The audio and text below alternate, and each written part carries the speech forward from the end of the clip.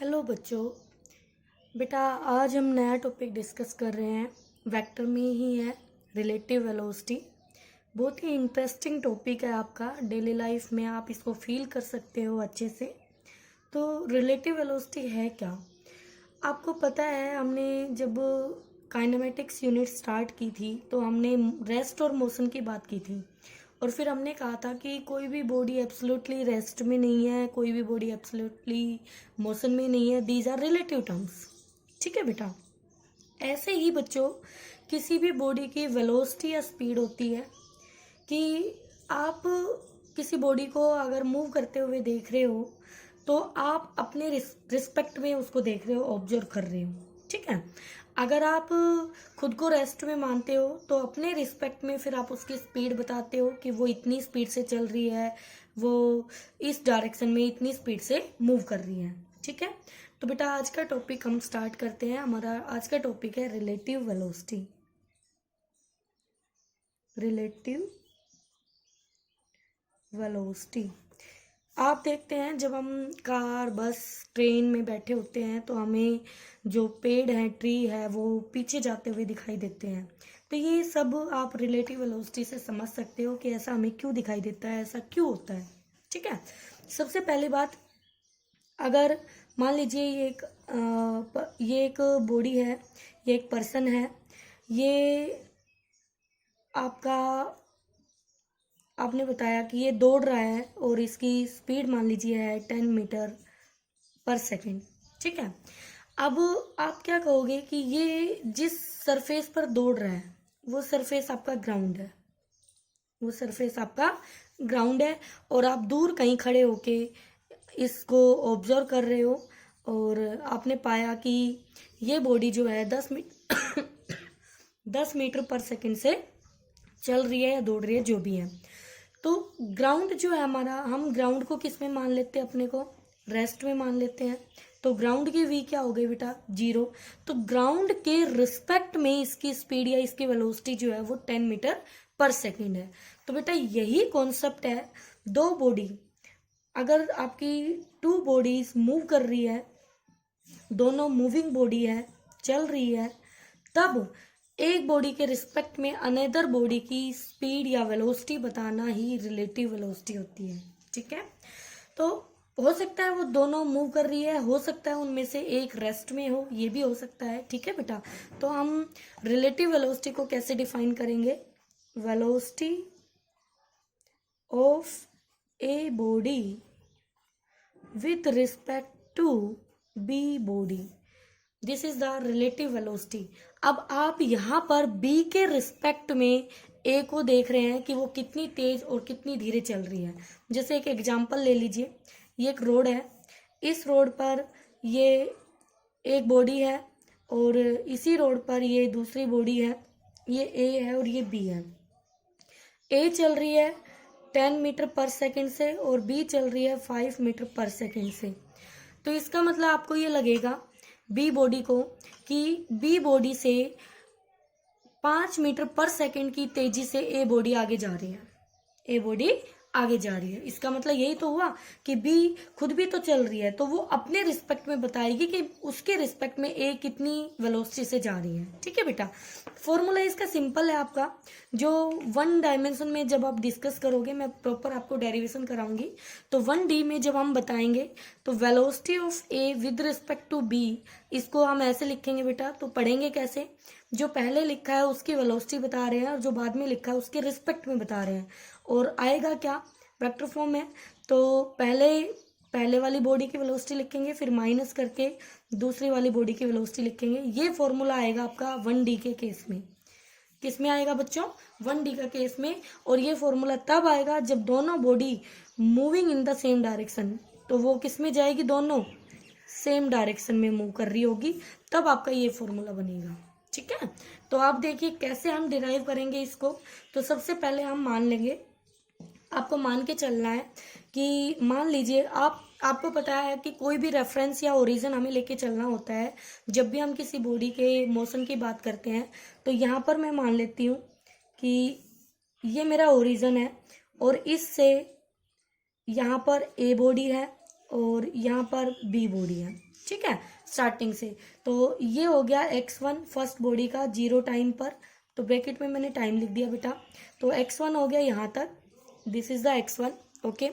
और ये हो गया आपका x2 सेकेंड बॉडी के लिए 0 टाइम पर, इनिशियली वो कहाँ है, तो ये हो गया x2।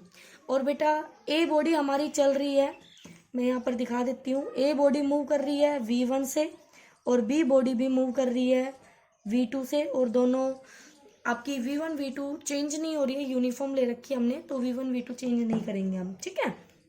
अब देखिए यहाँ पर x1 x2 ले लिया आपने, ये इनिशियल है, तो आप कह सकते हैं at t equal to 0 time पर जो x1 0 पोजीशन है और जो x2 0 पोजीशन है, these are the initial position of A and B body. बोलो बेटा, क्लियर है। अब देखिए हमने कहा आफ्टर टी टाइम, अगर टी टाइम के बाद जब हम देखेंगे तो ये बॉडी कुछ और दूर जा चुकी होगी और बी बॉडी भी कुछ दूर जा चुकी होगी, तो हमने कहा टी टाइम के बाद पहली बॉडी पहुंच गई है x1 एट टी टाइम पर और दूसरी body x2 at T time पर, और ये इन दोनों की फाइनल पोजीशन होगी, ठीक है। अब बेटा 3 इक्वेशन ऑफ मोशन आपने पढ़ी थी, तो उन्हीं 3 इक्वेशन ऑफ मोशन का हमें यूज करना है। आपको ध्यान होगा कि हम जब एक इक्वेशन पढ़ते हैं तो हमारी इक्वेशन होती है v equal to u plus a t, ये पढ़ते हो आप। s equal to u t plus half a t square, ये पढ़ते हो आप। और v square minus u square equal to 2as, ये 3 इक्वेशन आप पढ़ते हो। इसके अलावा एक बेसिक फॉर्मूला आपने पढ़ा था, वो पढ़ा था velocity equal to displacement upon में टाइम। क्या यही फॉर्मूला आपने पढ़ा था? यस मैम, हमने ये फॉर्मूला पढ़ा था। तो देखो बेटा, अगर मैं इस बॉडी की फाइनल पोजीशन को लिखना चाहूँ, x1t को लिखना चाहूँ, तो मैं कैसे लिखूंगी?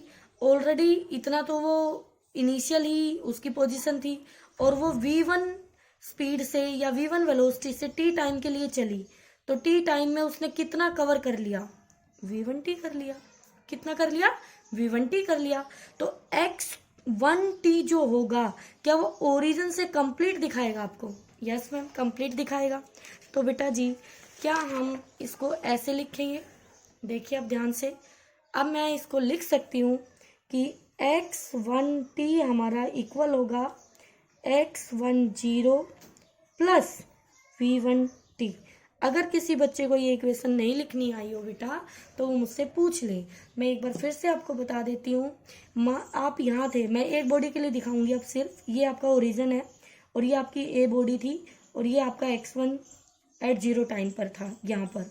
फिर ये बॉडी आगे गई v1 वेलोसिटी से t टाइम के लिए चली, तो मान लीजिए उसने ये दूरी ट्रेवल कर ली और वो यहाँ पहुँच गई a डैश पर।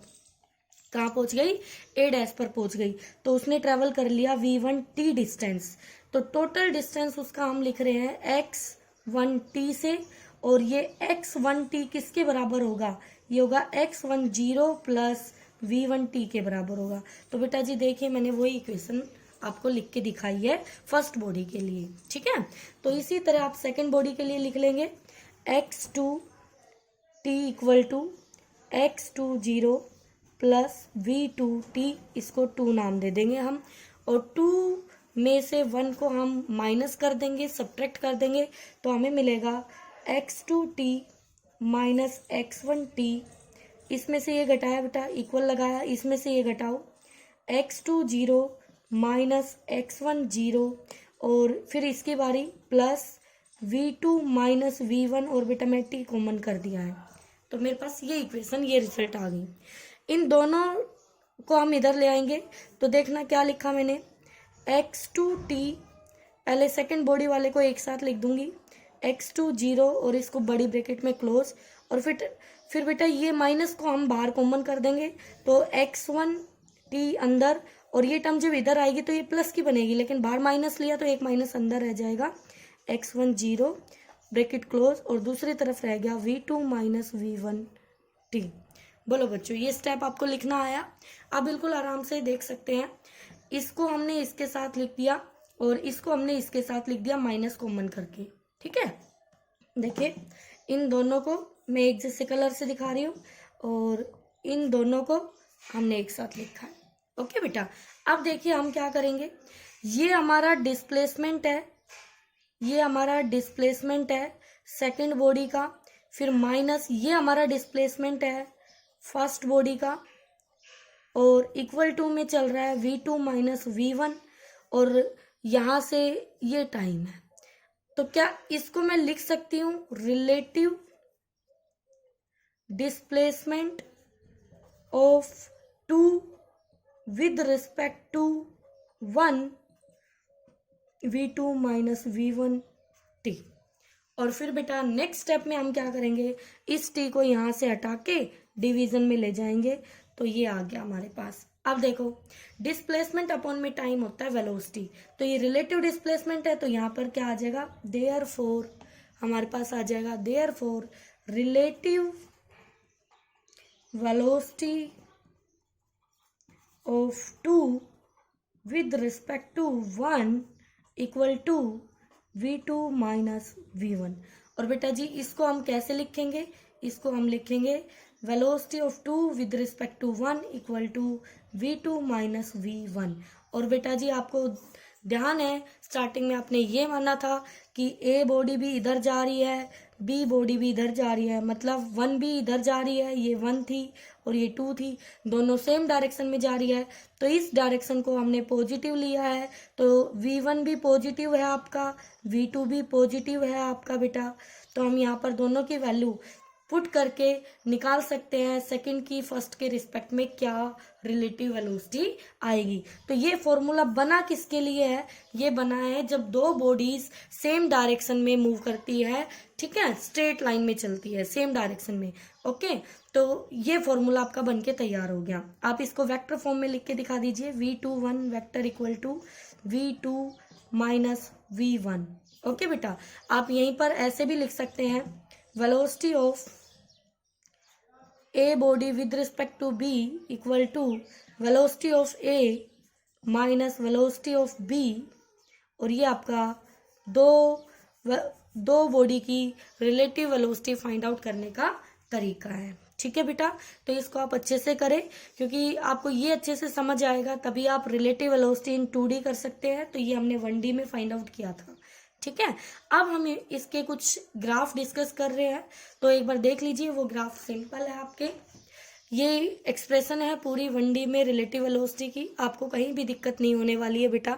और ये है आपके ग्राफ, ग्राफ में क्या कहता है एक बार देख लीजिए। ग्राफ सिंपल है, रिलेटिव वेलोसिटी बेटा आपकी 0 हो सकती है अगर दोनों बॉडी ए और बी सेम डायरेक्शन में सेम स्पीड से जाए, सेम वेलोसिटी से जाए, तो रिलेटिव 0 आएगी। तो यहाँ पर जैसे हम पोजीशन टाइम ग्राफ बना रहे हैं रिलेटिव वेलोसिटी के लिए, तो पहले केस में हमारा रिलेटिव 0 ही आएगी, क्योंकि सेम वेलोसिटी से मूव कर रही है दोनों बॉडी सेम डायरेक्शन में। तो ये बहुत ही इंपॉर्टेंट आपके लिए टर्म हो जाती है बेटा कि वेलोसिटी भी सेम है और डायरेक्शन भी सेम है। ठीक है, तो आप इस पर जरूर फोकस करें। तो जो पोजीशन टाइम ग्राफ है, यानी जो लाइन आपकी आएगी, क्या वो एक स्ट्रेट लाइन आएगी, क्योंकि उसका स्लोप कांस्टेंट होगा, तभी तो v2 और v1 आपकी सेम रहेगी थ्रू आउट दी मोशन। बिल्कुल, तो हमने यहाँ दो पैरेलल लाइन ड्रॉ की है, क्योंकि जो स्लोप इस लाइन का होगा वही इसका होगा, तभी दोनों की वेलोसिटी इक्वल होगी बेटा। ठीक है, तो यहाँ से v1 v2 इक्वल है, तो v1 v2 इक्वल है, तो v1 माइनस v2 यानी 0। इसी तरह v21 ये रिलेटिव वेलोसिटी आपकी 0 आ गई। तो इस तरह से ऐसे ग्राफ की आपकी जो पैरेलल लाइंस ड्रॉ होगी पोजीशन टाइम में, तो उनकी रिलेटिव आपको 0 मिलेगी। फिर रिलेटिव वेलोसिटी पॉजिटिव और रिलेटिव वेलोसिटी नेगेटिव की बात करेंगे। तो बेटा हम सेकंड के रिस्पेक्ट में ले रहे हैं, तो हम यहाँ पर v2 यानी कि v21 डिस्कस कर रहे हैं, तो v2 बड़ी ली हमने, v1 छोटी, तभी तो v2 माइनस v1 हमारा पॉजिटिव आएगा। यानी कि जो सेकंड बॉडी है वो आपकी तेज चल रही है। देखो इस ग्राफ से ही पता चलेगा, इसका स्लोप ज्यादा आएगा तो इसका v ज्यादा है, इस लाइन का स्लोप कम है तो इसका जो v है वो कम होगा। तो यहाँ से जब हम स्लोप सेकेंड बॉडी का ज्यादा है वन बॉडी से, तो उसका V2 भी ज्यादा है, तो हम कह सकते हैं V21 V2 minus V1 positive आएगा। तो इस तरह रिलेटिव वेलोसिटी, ये एक एक ग्राफिकल एग्जांपल लिए हैं जिनमें आपको relative velocity zero, positive, negative मिलती है। तो यहाँ पर रिलेटिव वेलोसिटी हमारी कैसी आ गई, पॉजिटिव आ गई। इसी तरह हमने V2 को कम ले लिया, यानी सेकेंड बॉडी हमारी धीरे चल रही है और फर्स्ट बॉडी तेज चल रही है। इस केस में जो सेकेंड बॉडी थी वो तेज चल रही थी और फर्स्ट बॉडी आपकी धीरे चल रही थी। और अगर आप इनकी पोजीशन देखें तो ओरिजिन से फर्स्ट बॉडी नजदीक थी और सेकेंड बॉडी दूर थी, यानी जो आपकी तेज चलने वाली बॉडी थी वो पहले ही आगे है, तो फर्स्ट बॉडी हमेशा उससे पीछे रहेगी। लेकिन इस केस में अगर हम देखें तो ओरिजिन से फर्स्ट बॉडी पास है और सेकंड बॉडी दूर है, लेकिन सेकंड बॉडी चल रही है स्लो, उसका स्लोप कम आएगा देखो, और ये चल रही है तेज, इसका स्लोप ज्यादा आएगा। तो फर्स्ट बॉडी एक टाइम पे जाके उसको पीछे छोड़ देगी, उसको क्रॉस कर देगी। तो ये वो पॉइंट है जहां पे वो क्रॉस करेंगी एक दूसरे को। तो यहाँ ये पॉइंट टाइम एक्सिस को जहां कट करेगा वो बनेगा टाइम ऑफ मीटिंग, यहाँ पर दोनों मिलेंगी। और ये पॉइंट जहां पोजीशन को कट करेगा वो होगा पोजीशन ऑफ मीटिंग, जिस जगह पे वो मिलेंगी। तो इस तरह से आप रिलेटिव निकाल सकते हो बेटा। यहाँ पर आप लिख सकते हो इसका, यहाँ पर आप ये लिख सकते हो कि स्लोप जो है, स्लोप 1 का बड़ा है स्लोप 2 से, देयरफॉर V1 बड़ी है V2 से, सो V2 माइनस V1 यानी कि V21 आपका कैसा आ जाएगा बेटा, नेगेटिव। ओके बच्चों, तो इनको आप प्रैक्टिस करें जरूर। ओके।